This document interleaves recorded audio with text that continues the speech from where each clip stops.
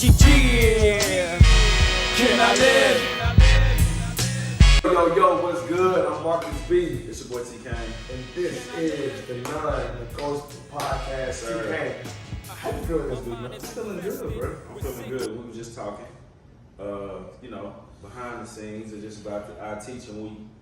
And we all on some spring break, so I'm really I ain't gonna lie, I'm counting down the days to spring break, dog. Oh, man. These kids been getting on my nerves for real. But other than that, it's a beautiful day in Dallas. It's like 75 degrees, springtime coming, which I celebrated the new year. Oh, yeah. And it's just, it's an amazing time, a good time to be alive. So, like, my mental, I'm there. It's all the way up there. See, I feel like, bro, the last week, I've been going so hard for so long, but I mentally been No, you have, bro. I've been tired a little bit. You have. But I think my weekend should be cool. I've been getting my rest up. Like I said, that warm weather, it turned me up. Yeah.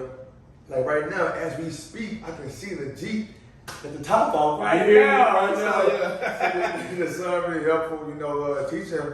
Like I said, when it get warm outside, the kids know it. They cut up a little bit more, so that's kind of only strain right now. And it's the end of the year, too, bro. year. So they like on some different stuff. They on 10. And I'm sure all teachers, like, they can relate to this right now. Yeah. And I know a lot of our following is going to be teachers, and, just people who kind of in that profession. So, bro, I know y'all feeling where we coming from. I know y'all ready for spring break. Any teachers in there, if you ready for spring break, I want to make sure y'all like and share this video because I know y'all feeling where we coming from. Man, they ain't even warn us that it get like this. I didn't even know it got this bad. But I it's ain't cool gonna though. lie. They warned me. I didn't believe it. I ain't believe it, bro. I just didn't. I'm like, nah. I'm gonna be the one that's like, Yeah, I can think it out. nah. It's different. I'm probably more ready than the kids. Cause it's different with HO kids. You can't chastise somebody else's kids. You can't do nothing to them, really. You can't Ultimately, you can't do nothing to them. And that's what the kid told me one day. I'm like, what you gonna do? You can't do nothing. I'm like, you right. That's the hardest. Like, bro, I call my mom, but we out talking. I call my mom, but I'm like, hey, your mom, I got this headache going on 3 days straight. She said, son, it's stress. man, I'm I said, telling this you, is stress. She's like, yeah, I ain't never had a 10-year-old like standing down on me. bro. Like, I had a kid tell me, Mr. B, I'm not doing it, and you can't make it. I was like, what? And I thought, you can do it, like, if it was me, my mama, I'm out with a headbutt. Yeah, so, it's a hard, like, biting lip, you're like, Yeah, bro. It's tough. But other than that, this week, Right. we're talking about Let's this take that. roast Let's take that. the topic. I do. Oh, fact. It really does. So the topic for this week is growing up in black households and what they kind of look like for us. We got similar, Very background. similar. Some might have a whole different experience. Mm-hmm. So for you, how was it growing up in black household, your household? See, when you ask that question, I think it's like you automatically have to compare it to something else. You know what I'm saying? So, like, me, I grew up single, parent household. I didn't even know my dad. Like, I really didn't meet my dad, like, consciously, like, knowing who he was till I was, like, 12, 13, 14. Really, like, 13, 14, I believe. And so it was just my mama. I got a brother and a sister. And of course, we didn't have like the best situation, all the money in the world, but it was a lot of love there. But man, we grew up in some crazy neighborhoods though, bro. Like, with some vultures, for real. So it's like stuff. I got 4 kids now, and they like grow up in suburban neighborhoods. So I just see the difference of like how I grew up versus how they're growing up today. And it's like, man, at 5, 6 years old, I had to learn how to really throw them things for real. Like, it was just a different environment. It's like you had to come up with devised plans.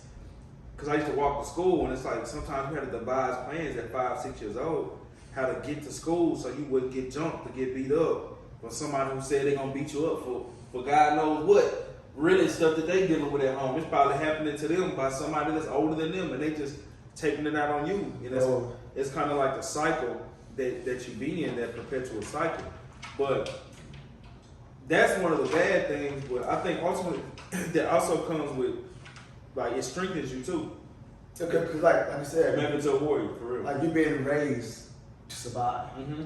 Like it's all survival. It's survival. It's all survival. It is crazy because my wife, she wasn't raised in survival, so we like have two different. I used to get mad at her too about like her survival instinct. She really just don't. She don't really. They're not developed like that. It's getting better, but I remember I used to judge her a lot. It's like, bro, you don't even know. But it's like, bro, she didn't grow up like that, and that's not bad or good. You know what I'm saying? It just is what it is because when you grow up in survival, yeah, it can be a gift, but can also be a curse if you don't know how to adapt to the world when they're surviving isn't necessary. When it's like now it's time to chill, bro. It makes you very self-reliant. Yeah. Like it's hard to ask for help because it's like as a kid, my need was not promptly met. I learned to if I don't do it, don't get done. If you hungry, like go get you fix your need, go. Yeah. Or it might not be nothing there to eat. You just you do what you can. You feel me? And it's like a lot of I think with that culture, especially like I said, it breeds warriors. A lot of warriors. It breeds a lot of strong men. If you're strong enough to navigate through those waters, but a lot of times, man, it'll gobble you up. Yeah, but the thing about it too, like I'm grateful, for the tough upbringing because like it makes this life seem sweet. Like I saw this quote, and I didn't understand the quote until just now. But the dude said, "I'd rather be a warrior in the garden than a gardener in war." And it makes sense now. Like I'd rather have those skills, those attributes to be a survivalist, and to be in a serene place than to grow up in a serene environment and now I'm in war and I can't take it. You have no idea what to do, and that's why a lot of people when they get in chaotic situations, they just shut down. And it's like they don't know what to do because they've never been in those environments. So that's why I said that's why it's like those are one of the pros of being there. And like I said, now we can kind of get back onto like what comes with, like I said, once again I grew up with a single mom who worked. Of course, she's a single mom, you know what I'm saying? But with that comes, we can relate this back to the mention that we was talking about with your kids at school. It's like, man, I know it's hard for kids who have a single mom who's working all day. The hood raising them, really. Yeah. Essentially, you know what I'm saying? The school, they're at school 8 hours a day with their peers that's coming from the same neighborhood. Then when they get out of school, mama probably still at work, so they're going outside to play with their peers.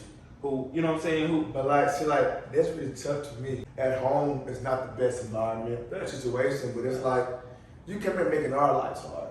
It's like, and I tell them all the time, we're at the age right now where people are actually caring and are willing to pour their resources into you, but you're being an a-hole.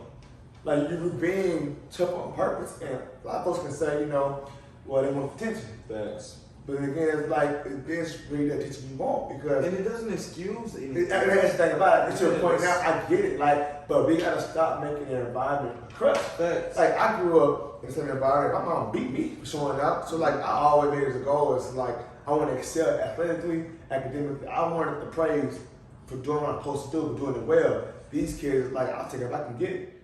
And it's like, but like now, you're expecting me, the administration, people who want to help your situation. And now when we stop caring, you really got nothing. And I tell them all the time, I said, right now you're 10, you're cute. You're 13 and 14, you still snapping off. You get written off. You get written off. It really ain't cute at 10. It's not. They think it's cute. So it's just tough. Like I know like my upbringing growing up in a black household, my mom, like I said, strong woman. We grew up poor and I didn't even know it. Yeah, that's how it's supposed to be. Like we were poor and I didn't know it because my mom, she made sure the ends were met. And when you get older, you're trying to tell you more of the stories or what's going on behind the scenes. You grow a bigger admiration for your mom. You're like, oh, I had no idea. But also, like, my father wasn't there. My grandfather was there. I remember you said he played a big role in your life. So, like, the work ethic, drive, determination, the definition of what a man was kind of confined and formed from him doing him. Like, I seen him make ends meet. I seen him do what he had to do. And in part, he raised me to be like that. And that's like my work ethic from seeing my mom making things happen, my grandpa making things happen, but not needing the praise for doing what they wanted to do. And it kind of made me like self-sufficient. I don't really care what you say. Good or bad, it rolls off of me. But I know that at the end of the day, I'm the only opinion that matters, and I'm not gonna live my life and be okay with what I do. It really gets to a point though, like you said about, because I kind of deal with the same thing in the school system about like the environment that we create for the kids. We really think when you what did it say when you fail to bear the ride, we spoil the kids. Oh yeah, spare the ride, spoil the child. Yeah, like bro, that's really true. It's like we've gotten to a point to where we know that even though it is kind of like a sad case that someone's growing up in an environment that is not conducive to like producing successful, people, and that could be the environment. Usually, we know studies show that single parent households usually lead to like increased teen pregnancies and stuff like that. So that's what I mean by like the environments. But it's still not no excuse, like you said, because I grew up the same way, and it's just like, bro, it's certain things you don't do, and it's certain things that we gotta stand on and really like show kids that it's not acceptable to be like in this society. So I think it's big too. Like with my mom, and this crazy. My mom was so tough with me growing up, and I never understood it until I got an adult. And now I'm so grateful for how she raised me, because like anytime she was like, son, everybody got a sad story. Mm-hmm. And like, it's not belittling my situation, but it's like, dude, trials are expected. Facts. Like, okay, like it's tough for you. And you have to change. We gotta get to be able to show people to shift their perspective to understand that it's like, bro, stuff is not here to hurt you. It's here to help you. Like, it's not happening to you. It's happening for you. People have to really understand that and really believe that and accept that. Or because if you keep saying it's like you keep telling this sad story, like you're gonna be a victim your whole life, bro. Yeah. And nothing happens to victims except more things to feel victimized about. Like it's a cycle. It's a cycle. Yeah. And that's kind of what happens in our community. You know what I'm saying? Just a cycle of, I think we produce a lot of victim mentalities. You know what I'm saying? Like I didn't have, but I didn't have. And it's like, bro, I understand. Like I sympathize with you. But okay, now we understand it. But what are we gonna do about it now? Because we know that mindset is not working. We know that this mindset has not gotten you what you want. So in order to not be insane, which the definition of insanity is doing the same thing over and over and expecting a different result. Yeah. So in order for this not to become insanity, let's switch our level of thinking. Like let's shift our identity, become somebody different, start having different thoughts, different actions, so we can have different results.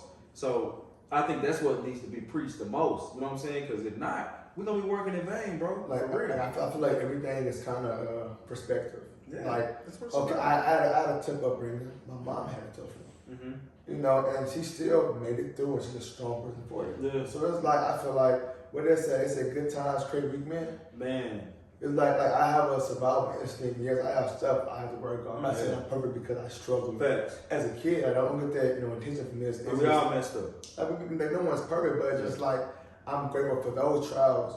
Being a black man in America, because as an adult male, black male, you know how you kind of looked at. Yeah. And like you learn to adapt to the lifestyle you was getting. Like I didn't ask for these cards to be dealt this way, but now I got my hand.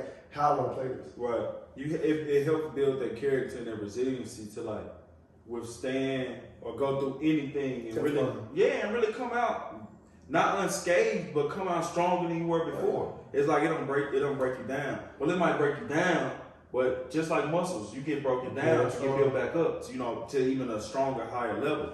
So it's like the main thing is just you got to keep going, man. But you got to keep going with a different perspective. If that perspective isn't shifted, then nothing matters. Like I said, you're gonna be working in vain. But like I said, I think that's the main thing growing up in black neighborhoods that's not preached to the kids or not preached to the parents, because it's just a cycle of really babies raising babies. Yeah. You know what I'm saying? And there's usually no wisdom there because they didn't move out or far away, and it's like now you have no contact with that person who could lead you out, but. And I think I'm really grateful too, because like you're transitioning from boyhood to manhood, traditional culture. Mm-hmm. You get it's a parade, it's a whole ceremony. Yeah. You're being sent to manhood. It shouldn't be taken lightly. Mm-hmm. So like a lot of times it's an older head that kind of leads you into that journey, that spiritual crossover. But a lot of times in black culture, black communities, we don't have a lot of older male figures. No. Like, I was grateful enough that my grandfather was there to mold me into the man I am today. Mm-hmm. Like, he taught me the importance of education, hard work, like getting things done. He prided himself on getting things done. Yeah. And I learned how to be equally as effective. but now on different playing field. So like I feel like growing up, like we did carpentry. I was like 8, 9, 10. My grandma was a carpenter. I'm doing roofing. I'm in Louisiana too. You know, it got hot in some Louisiana. Sure. So like I'm learning how to build a house. I'm learning how to do floors, walls, roofing. I'm carrying bundles of shingles up ladders. And he took me advanced, bro, at 8, 9, 10, like I'm really building houses at 8, 9, 10. I remember one day with my grandfather, I'm like, how do you do this for 40 plus years? I'm 12, I'm tired of it. And he was like, I didn't get education. This is all I know. Broke with my hands. She was like, I'm hoping you do something different. You know, you succeed, you do good, we do good. And like, we count on you. Facts. And you know, so like him showing me that, I can do any job in the world. Teaching may have me stressed out, but I promise you, it ain't nothing compared to when shingles on the house and those 115 degrees up. No. So like my foundation, like my peak, like my skin is like so thick now, I'm so much tougher now because I went through that, and during those times I had questions about manhood and life. I had someone to go to. And imagine I didn't, I went to my friends. Bro, and that was my situation. I would have been lost. So that was my situation. So of course, like I have 4 kids now. I had my first kid at 18. I had my first scare at 15. Are you moving crazy? Man, come on now.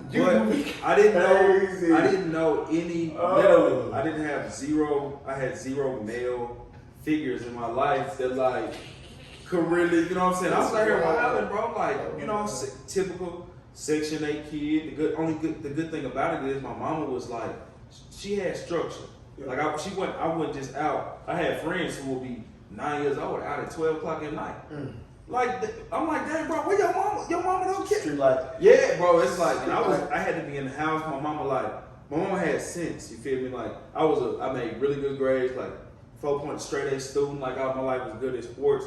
So I went to. I think what really helped me is I went to like a school that really valued academics, and it was like preached like, and I'm very competitive, so I think that just made me like compete with the top kids in the school. Yeah. We had that accelerated reader program, and it was like the smarter kids was getting like the most points for reading books. So I wanted to be like, I remember that. Like at the top of that list too. I want to win that bike so bad. I became a reader during that time. They like, you know what I'm saying? So I just really started. I identified myself as someone who was smart.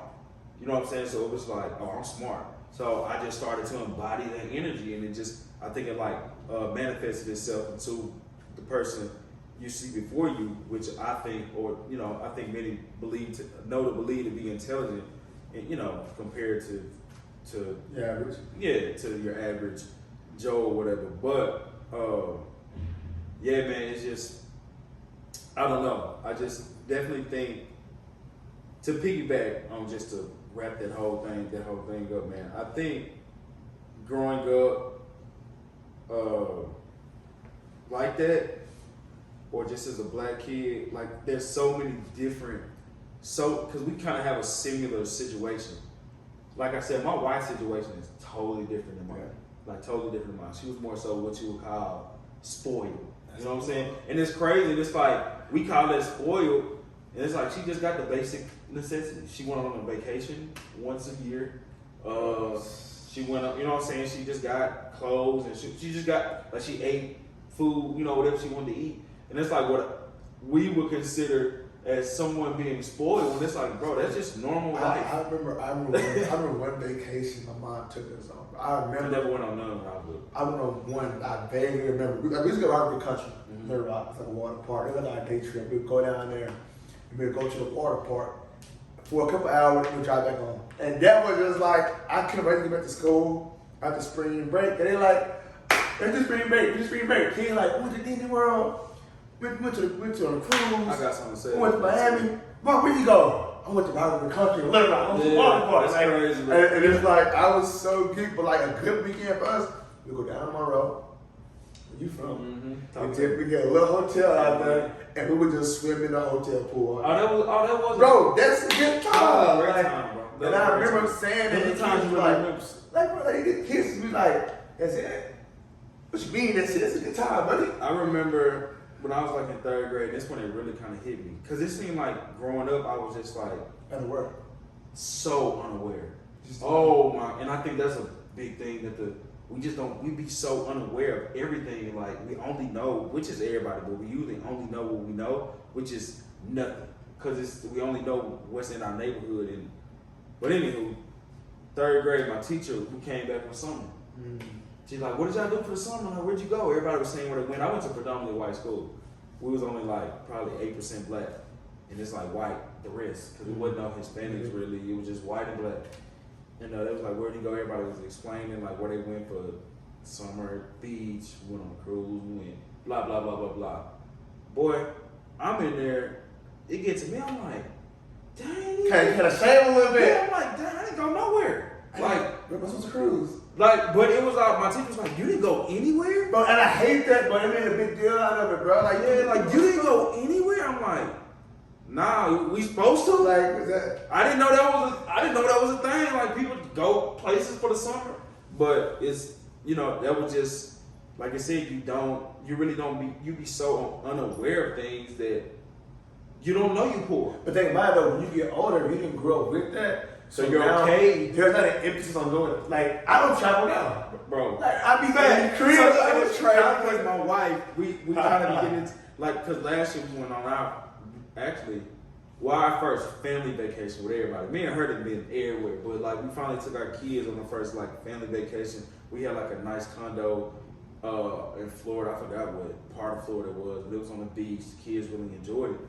But we was kind of like, she had been wanting to take them because she was so used to like doing it. I was just like, I was so okay with not going nowhere and just being at home because that's what I was so used to doing. Like for 20 some odd years, you know what I'm saying? So it was like nothing to me, but that was part of my maturity too, was like growing up, it's like, bro, you really need to adapt to some of her ways of thinking because she actually grew up with a more solid foundation than you did, bro. So she can actually like guide you in ways, you know what I'm saying? I know your ego, we want to, you're a man. Yeah. No, it's like put that to the side, bro, and kind of take on some of the things that she brings to the table and implement it into your way of being. So to make you be your higher self, because ultimately, like, I don't want to get off topic, but that's what relationships are for. You feel me?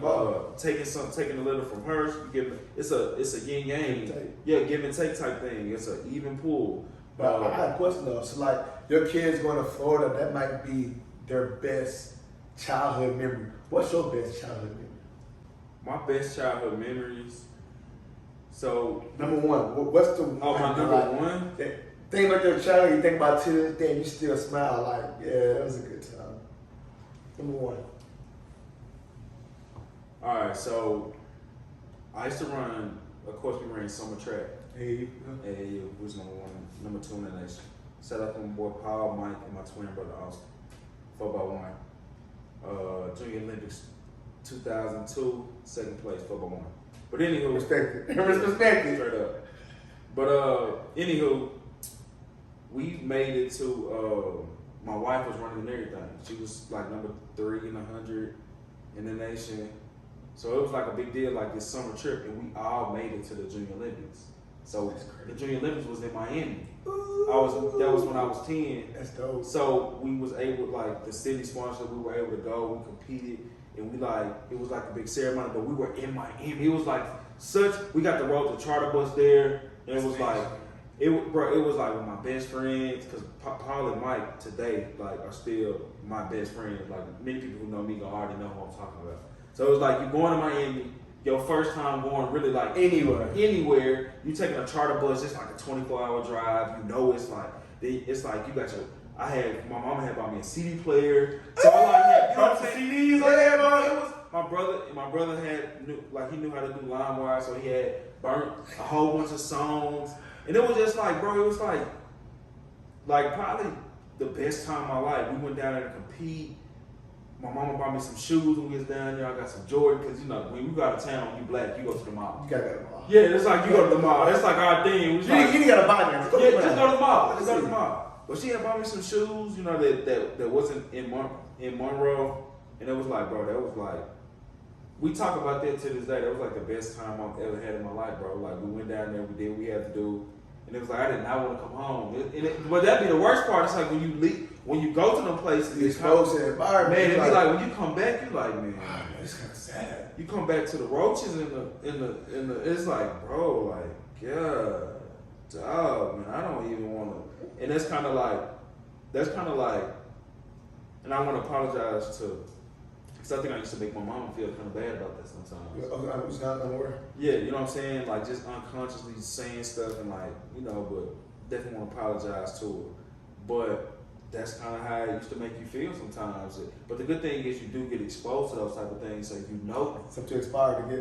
Exactly, and something to work towards. And yeah, right. And I've been back multiple times. Training, it's hard. I mean, yeah. Right. I remember like one of my favorite childhood memories, bro. I don't think ever told mine this, but I remember it was maybe my 8th birthday. And outside of sports memories, it's my 8th birthday, and I was at my grandparents' house. My mom comes pick me up. It's my birthday, and like I said, we had what we needed to get by. It was my birthday. My mom went all out. Like when I say all that, I mean I remember she got me this silver necklace that had a cross on it. Boys, I always wanted a necklace. I always wanted a chain, bro. Yeah. And then she got me this big blue and white cake. It had like Spider-Man and Hulk and all that. I was a big fan of that. And I remember Like Mike 2. Spider-Man. I was Spider-Man guy. And then Like Mike 2 just got it on DVD. She got me the Like Mike 2 DVD. Yeah.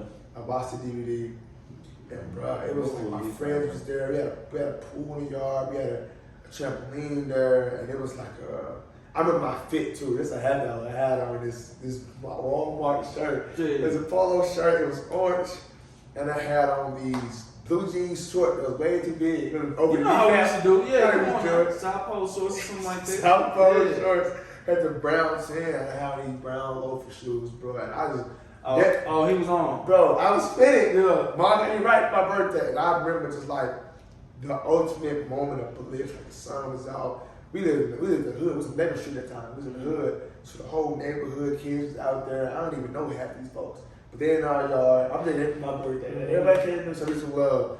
And bro, to this day, I think back to the moment I smile. Like I did not want the day to end. Like it's gonna get dark outside. I was that's like, what you get sad. I'm like, yo, 365 more days. Yeah, no facts. It's like Christmas when you live like, oh my God, I gotta wait this long. 365. But like, man, my mama did her thing that year. But I felt the love that day. Like, yeah.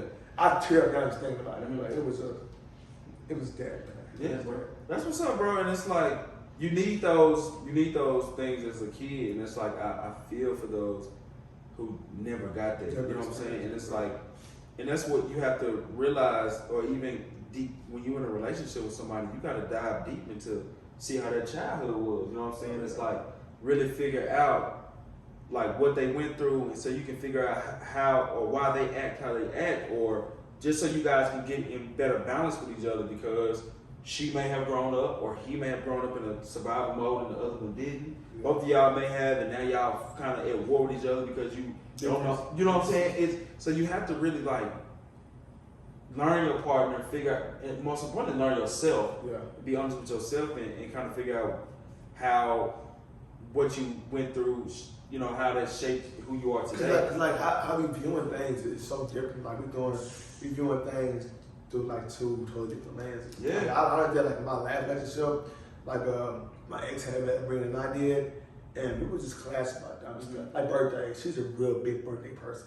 I only had one good birthday, so to me, but like I had one. My wife was too. But I'm like, I caught you a gift, like get a bite to eat, but like I'm not a real big, like we ain't gotta do much.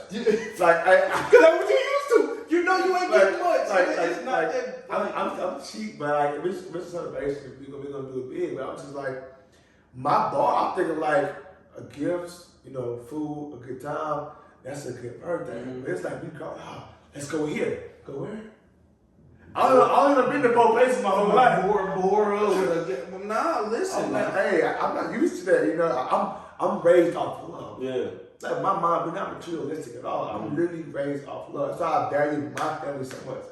Like literally, we raised off supporting one another. Mm-hmm. I remember when I moved, somebody said, So what moving in gives your siblings, let me get you. I said, what you mean? Yeah, then they ain't even no gift moving into your crib. I was like, no, they called me. Said they lived in there, proud of me. That was enough. Yeah, that's how you like, and it's crazy because that type of attitude helps you to not be so offended by everything. Like because you don't even be aware of like what people are supposed to do. I didn't know that was normal. Like giving me a gift, so I don't have a reason to feel offended if someone doesn't like congratulate me or show up sometimes. Or I wasn't looking for it. It's like I wasn't even. And then now in that environment, if somebody do give you a gift, you fuck you owe them. It's my birthday. Reciprocated. You got to be a gift like, oh, right. I'm gonna get them back. It's weird, but it's like one of the things that it's because of how I was raised. Facts. And but that's how it is, and it helps. Like I said, it helps to shape you, bro. Or shape all of us. So it's really, man, growing up black is a beautiful thing, bro. It's a beautiful thing. We have such great values. We really shape the culture. Everybody follows our lead. It's our way. Yeah, you know what I'm saying? It's definitely our way. But it's like I said, if it's not chiseled correctly and shaped correctly as you get older, it can turn into something that's like negative and something that's totally counterproductive for you. You know what I'm saying? As it is for a lot of our counterparts and a lot of people our ages and just in the culture in general. I know, like my mom, we have a lot of these thoughts, these conversations, because I will literally see a quality in me that I don't like. I'm gonna go to the source, my mom, and we were reflecting my childhood. Like I remember one day my mom told me, she was like, "Yo, son," and my mom, like I said, I'm not a real big words of affirmation guy. It's not my love language. I never look for anybody to affirm what I'm doing, and it's just kind of alright. Mom told me self-love is the best love, so I never looked for it. And one day, my mom was such a survival mode. She was not aware sometimes of how tough she was raised us to be. So I'm gonna call it memories. My mom was in grind mode. She didn't even recall that. Like, wow, I remember that. Wait, I do. Dang.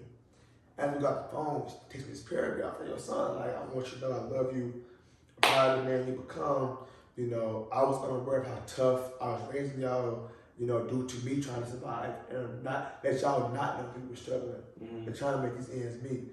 And bro, my mama told me that, bro, and I teared up because I'm like, I didn't see it being a problem. When you get old, you realize you kind of carrying some of that baggage based on, how you was raised. And it's just tough. Like, even like reflecting back on it, like, you're literally taught how to survive. And I don't know, like her saying she was proud of me, like words don't get to me. I was like, yo, my mom's proud of me. Because my mom, she's not gonna lie, she's a realist. If I tell her a pipe dream, she's gonna say, son, right. I'm not seeing it. Right. I'm not seeing it right now. So she tell you that she really means it. So my mama told me that, like, yo, son, like, I'm proud of you. And that's what everybody want to hear. That's ultimately like people like to hear. You might not need to hear it, but people like to hear that, bro. Especially if you're not one that's like hasn't heard it a lot. You know what I'm saying? So it's definitely something that hit home. Because I didn't even know. Yeah. It was crazy because it was such an uncomfortable. I didn't even know how to even respond back to the message. I'm reading it, and I'm just like, man, what do I say? What do I say? So it's one of the things, like I said, like growing up black can have its, advantages and it can have its disadvantages. It's kind of being more aware of your environment and where your behavior is.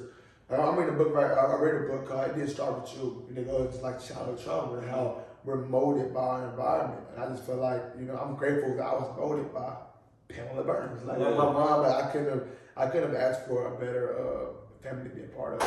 That's enough for this week. Yeah, that goes the podcast. I'm Marcus B. It's your boy T. Kane. We'll see y'all next week. Peace out. Can I live? My mind is